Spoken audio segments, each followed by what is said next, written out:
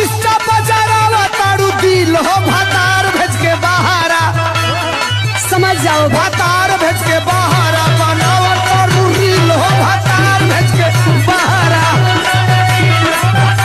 बुझलू समझ रहे हैं।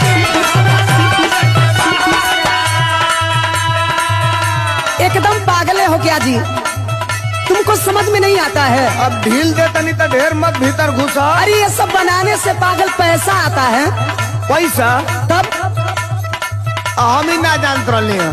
तो नहीं जाने थे तो सुनो। हाँ बोला।